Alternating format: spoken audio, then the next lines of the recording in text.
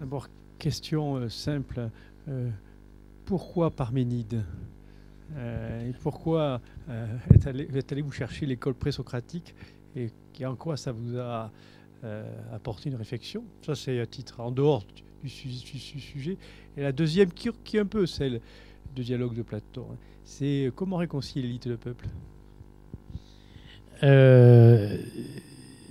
Alors, je vais commencer par la deuxième question, et puis je parlerai de la première. Moi, je pense qu'on ne parle de réconcilier les élites et le peuple, et d'ailleurs, on ne parle d'élite que lorsqu'il y a un divorce entre les élites et le peuple. Et notre sujet aujourd'hui de fond, c'est la représentativité des élites. C'est-à-dire, aujourd'hui, appartenir à l'élite en France. Concrètement, c'est représenter quoi ? On a un sujet de fond qui est l'égalité des chances. Et je réponds en mettant les pieds dans le plat. Je réponds à votre question en mettant des pieds dans le plat. Je dois intervenir prochainement je ne sais plus où, sur la question de la laïcité. La laïcité et la promotion sociale. On a un sujet de fond aujourd'hui. C'est qu'on a inventé la laïcité il y a 130 ans, je crois, comme un outil pour rebattre les cartes de la société et pour pouvoir intégrer des milieux populaires dans une espèce de cursus honorum des élites. C'est-à-dire qu'on disait, tu viens d'un milieu moyen ou défavorisé, mais on met en place des outils qui te permettent d'espérer échapper à ton destin, au destin que la société a construit pour toi. Aujourd'hui, notre sujet de fond, c'est que la laïcité, elle est devenue un outil de fixation sociale. C'est-à-dire que toutes les couches nouvelles de la société que nous accueillons, très largement des immigrés, et qui sont aujourd'hui le lumpen prolétariat d'il y a 150 ans, mais qui sont aussi la population moyenne, l'équivalent de ceux qui étaient appelés à devenir les classes moyennes par la Troisième République. Ces gens-là, aujourd'hui, lorsqu'ils arrivent en France, la première chose qu'on leur dit, c'est « nous avons aujourd'hui des valeurs qui sont exclusives de votre mode de vie. Et si vous ne vous y pliez pas, vous n'avez pas d'avenir chez nous. » Donc on voit bien comment notre paradigme social s'est aujourd'hui complètement retourné. Ça ne signifie pas qu'il faut combattre la laïcité. Moi, je suis pour une laïcité rénovée. Ce dont je suis convaincu, en revanche, c'est que nous ne ferons pas, pour réconcilier les élites et le peuple, l'économie d'une remise à plat de notre modèle républicain. Et vous avez compris que si je le dis, là aussi je vais faire de la polémique et de la provocation, mais vous me modérerez, vous avez compris que je suis convaincu que la Ve République n'est pas un espace viable pour cette remise à plat de notre modèle. Voilà. Et que si la Ve République n'anticipe pas, d'ailleurs on voit bien, plus les années passent, plus on réforme la Constitution, on est à la recherche de quelque chose qui marche et on ne le trouve jamais. Donc le mouvement naturel de la société, si nous ne l'anticipons pas, il se fera de façon violente. Mais soyons clairs, moi qui habite un quartier défavorisé à Paris, s'il reste encore des quartiers défavorisés, parce que j'habite le 19e arrondissement, à Porte des Lilas, aux portes du 9-3, je les vois tous les jours, ces jeunes. Il y a des talents chez eux que l'école publique est incapable de capter et que l'école publique est incapable de faire mûrir là où l'école de la Troisième République y est arrivée.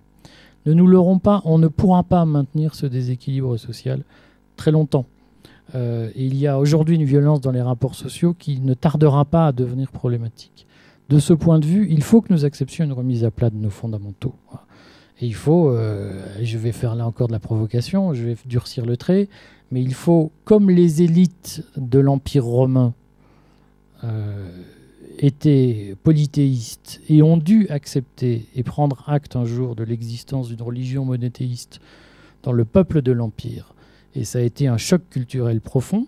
Mais si nous n'avons pas un mouvement d'adaptation à cette tendance, et nous vivons aujourd'hui un choc culturel qui est du même ordre que celui que l'Empire romain a pu connaître à l'époque, si nous n'avons pas une logique d'anticipation, nous devrons faire face à des troubles sociaux que nous ne pourrons plus contrôler.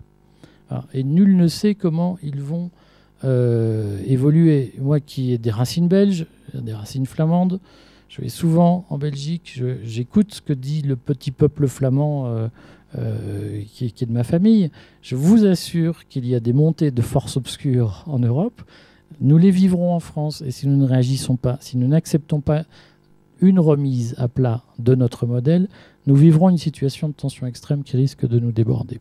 Et donc ça, je crois qu'il faut à un moment donné que nous fassions preuve d'un sens des responsabilités en acceptant de remettre en cause un certain nombre de nos convictions et de nos certitudes.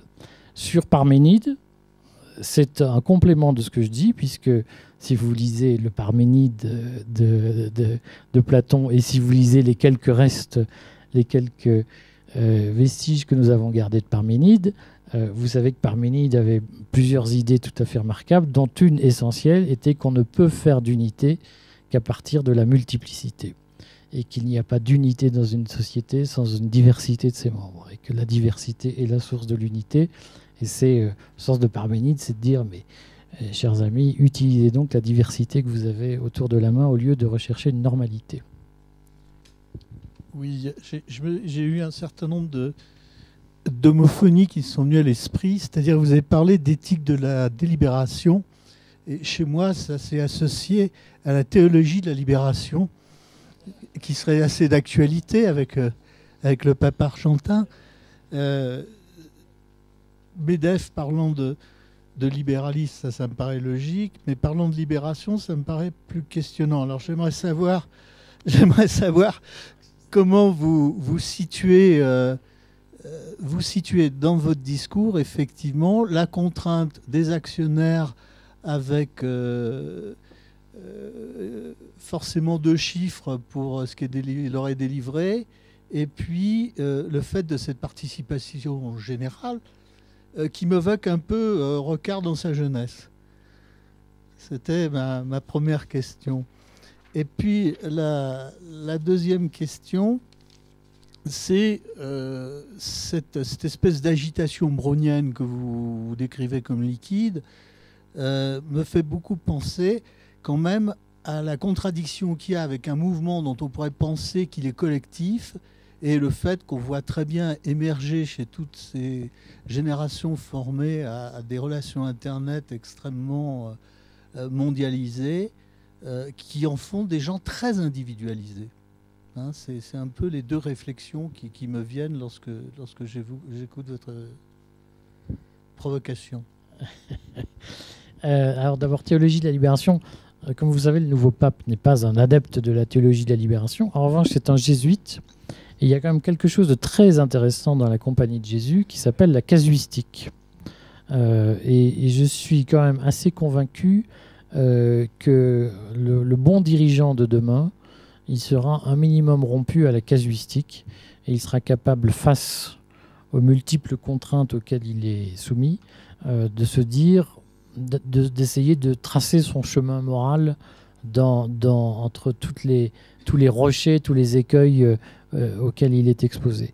De ce point de vue-là, casuistique, je trouve pas ça inintéressant. En revanche, j'entends bien la question que vous m'avez posée, même si vous me l'avez posée de façon implicite. Moi, je suis à cheval entre...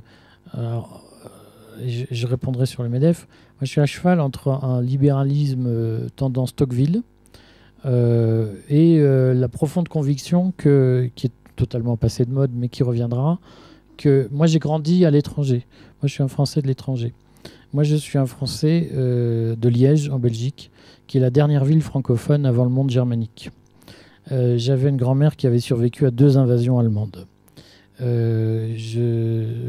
Liège a été le chef-lieu du département de l'Ourthe en 1794. Je pense que la prospérité de Liège était mieux assurée à l'époque où elle était chef-lieu du département de l'Ourthe qu'aujourd'hui. Et je ne peux pas oublier que ce qu'on appelle la Flandre aujourd'hui est quand même historiquement l'un des premiers fiefs du roi de France, et que c'est par une aberration historique inexplicable, ou trop tristement explicable, qu'aujourd'hui on a démembré le territoire naturel de la France. Donc je fais cette réponse pour que ce soit clair. Et donc dans mon libéralisme tocquevillien, je suis quand même très attaché à l'idée que la France est un grand pays. J'ai fait le choix d'émigrer en France parce que je considérais que c'était un grand pays qui avait un destin hors norme. Et je crains malheureusement que parmi les élites qui dirigent ce pays, ce point de vue soit de plus en plus minoritaire. Mais je le défends de façon très sereine, mais je le défends d'autant plus fermement. Le MEDEF n'est pas une structure libérale. Une structure libérale, c'est une structure qui défend l'idée que d'abord la liberté est un élément essentiel de l'organisation, de la société, et deux, qui se méfie de l'État. Voilà. Pour aller vite, le libéralisme, c'est se méfier de l'État. Bon, on va faire cette définition grossière, mais qui correspond assez à un état d'esprit. Le MEDEF sans l'État n'existe pas. D'abord, lisez les déclarations du MEDEF. L'objectif du MEDEF est d'obtenir toujours des subventions de l'État.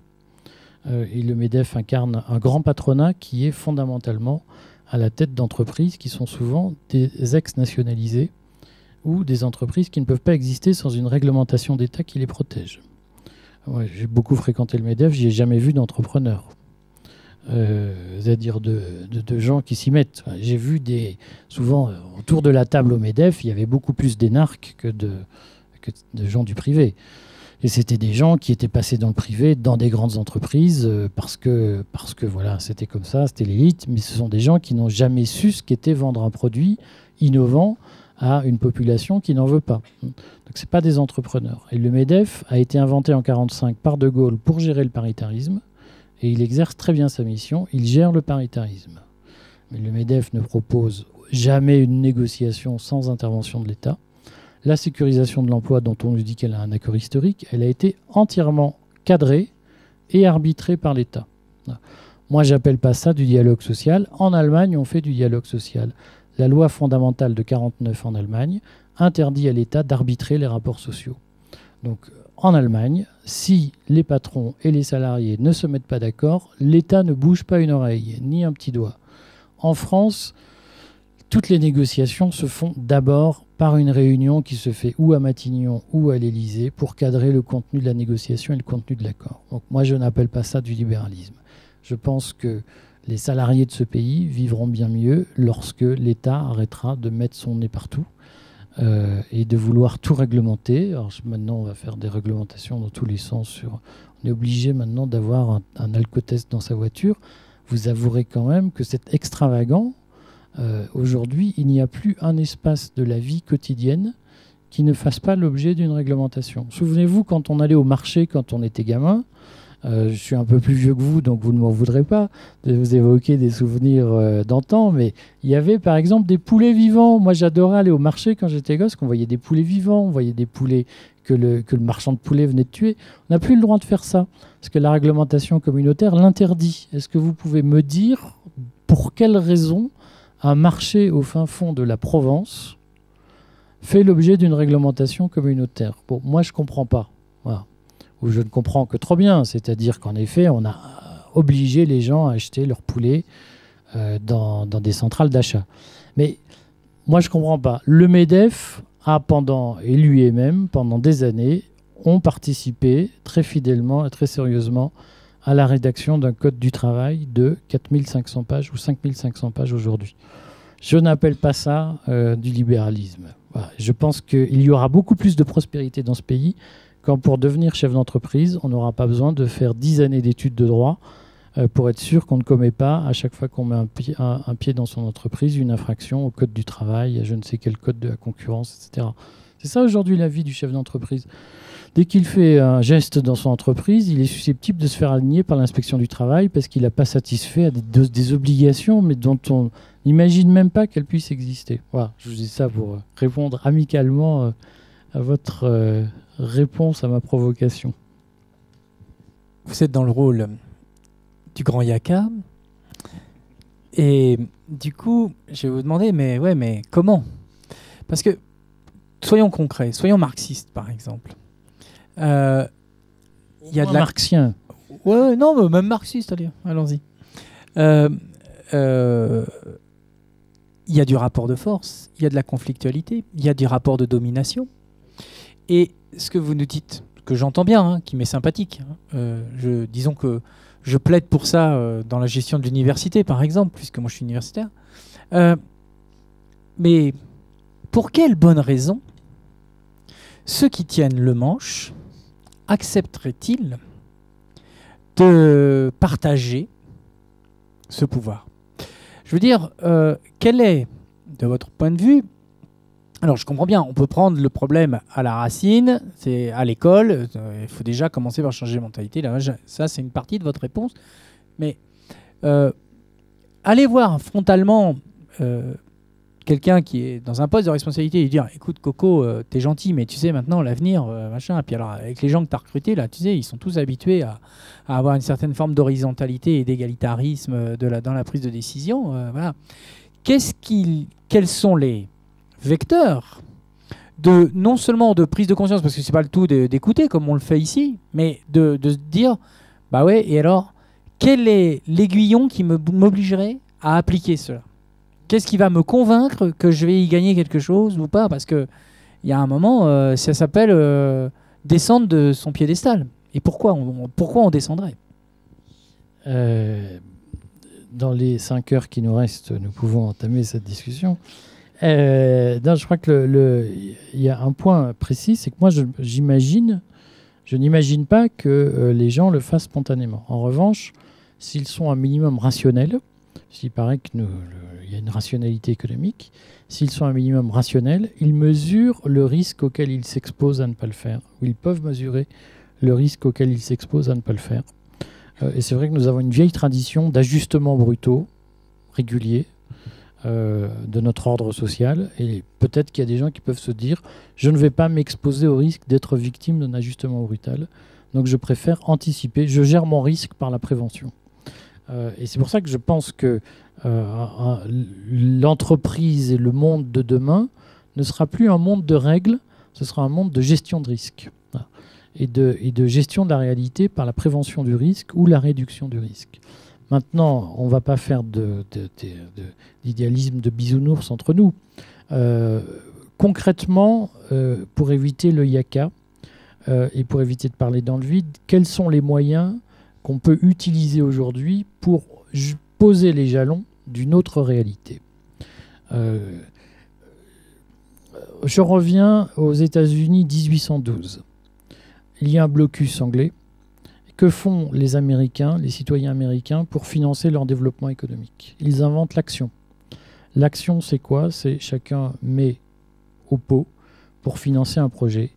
Et tous ceux qui ont mis au pot reçoivent une rétribution de ce projet. L'action, c'est du capitalisme spontané. C'est-à-dire, je connais le gars en face qui porte son projet et je vais l'aider parce que ce gars-là, il me paraît avoir un projet sérieux d'utilité sociale. Je vais y participer. Toute cette logique de financement de l'économie sur des bases privées, elle a été totalement subvertie par l'industrialisation de la finance.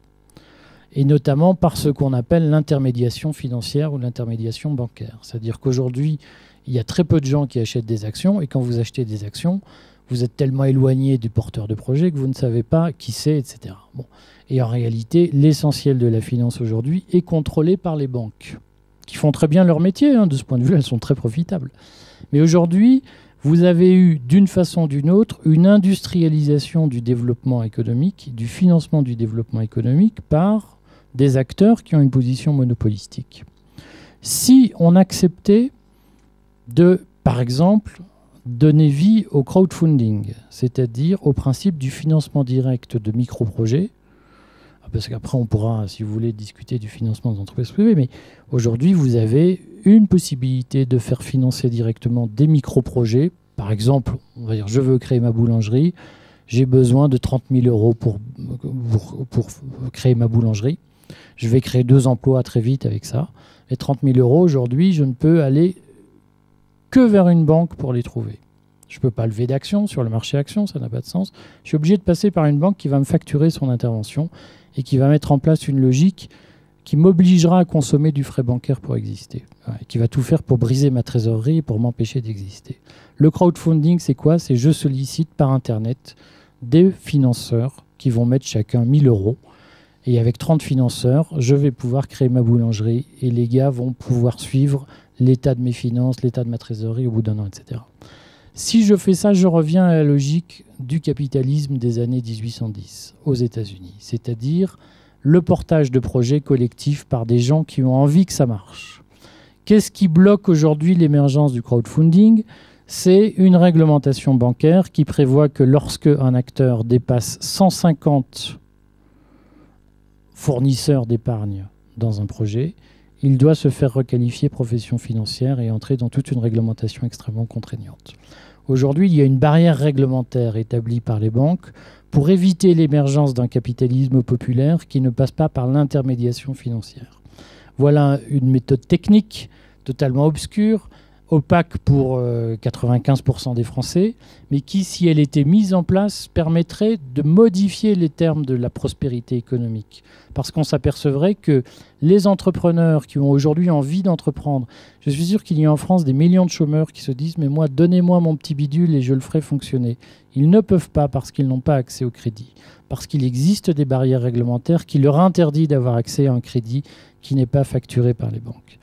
Si on modifiait ce type de réglementation, je suis convaincu qu'on modifierait la donne fondamentalement dans la société. D'autres méthodes simples, que vous pourrez lire en détail dans les 12 agonies françaises. Par exemple, est-ce que vous pouvez m'expliquer à quoi sert le Sénat en France, si ce n'est à empêcher toutes les réformes? Est-ce que vous pouvez m'expliquer pourquoi en Allemagne, il y a 3000 communes et pourquoi il y en a 36 000 en France? Et ne gardons-nous pas 36 000 communes pour pouvoir fabriquer des mandats d'élus qui fabriquent des sénateurs? Et tout ce petit monde a mis en place un système qui, d'une façon ou d'une autre, est une entrave au pouvoir. Donc on voit bien, en revanche, toute la difficulté qu'il y a, on en discutait tout à l'heure dans la voiture, sur les universités. Pourquoi a-t-on créé 83 universités en France alors qu'on sait que... voilà. Je pense qu'il y a un certain nombre d'éléments très concrets dont on peut discuter qui permettraient de modifier la donne de la vie quotidienne et de la façon dont on fabrique la prospérité dans ce pays. Une dernière question, plutôt courte si possible.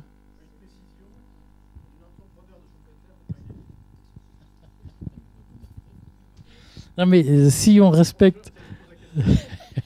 Question rapide. L'entrepreneur de Schumpeter n'est pas une élite. C'est-à-dire qu'il disparaît spontanément au bout d'un temps. S'il n'est pas protégé par une réglementation favorable, il disparaît tout seul. Bien, écoutez, je pense qu'on va pouvoir remercier nos intervenants.